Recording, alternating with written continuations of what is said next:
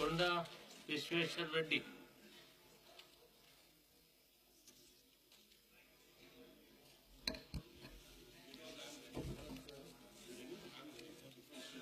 Sir,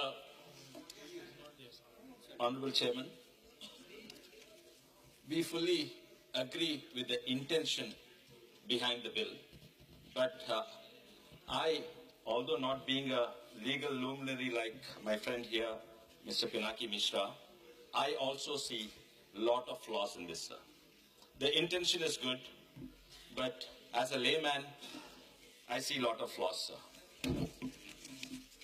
Firstly, sir, I have a problem with the definition of enemy. The definition of enemy, it uses the word any.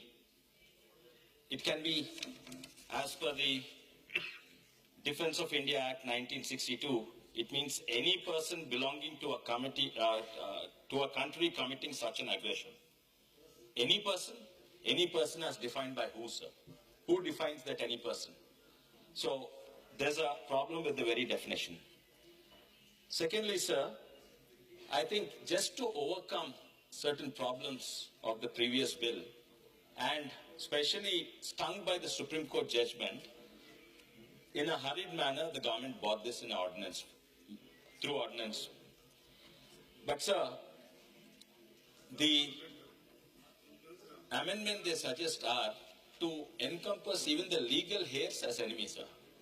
Sir, I used to see a lot of Hindi movies, sir, and I was a great fan of Amitabh Bachchan.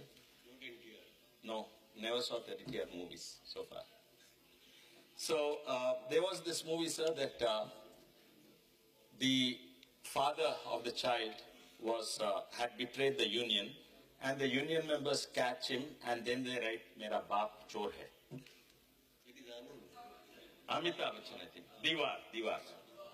So if the father was a chore, how can we call the son also a chore, sir? So why did they do this? I don't think our intention of the Treasury bench is to call the enemy's son also enemy. The reason they did it is to simplify and the ease of legal drafting. I think that is the thing. Our intention is only to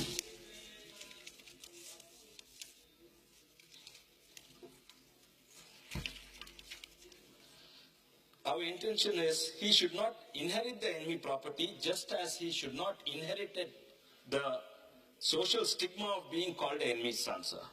By passing the law as it is, we, the Parliament, will unwittingly be writing on the enemy's children, "Mera baap desh ka dushman hai." So definitely the law has to be changed, and at least the drafting. And this is not our intention, sir. This is somebody in the legal fraternity, though, because of the mistake, they have done it. We merely want their property. That is one thing, sir. The second thing, I do not want to enter into a dangerous territory, sir. This is the concept of sedition. The concept of sedition is not there in our country. Now, through this law, I'm afraid this law is not only retrospective and for the past, it's also in the future. So, I wish the word enemy, Shushmita ji had suggested, the word enemy be removed and use some other terminology here. We have also defined enemy countries and China and Pakistan. Actually, sir, in our state, Telangana, we are trying to invite the Chinese and giving them land property to set up factories, sir. So I think some of these antiquated ideologies and concepts have to be removed in the wordings. It's not our intention that we are. So we need to redraft this, sir.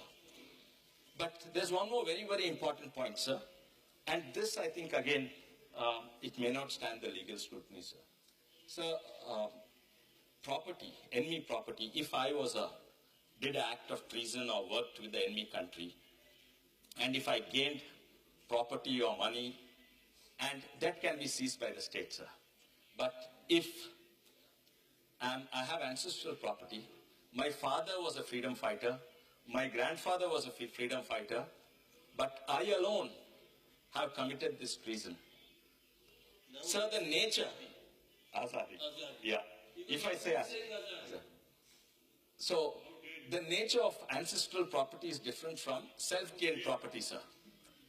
The nature of ancestral property is different from self-gained property. No, in ancestral property, no single generation owns the property. The property is owned by the lineage. Every generation has a right on the property.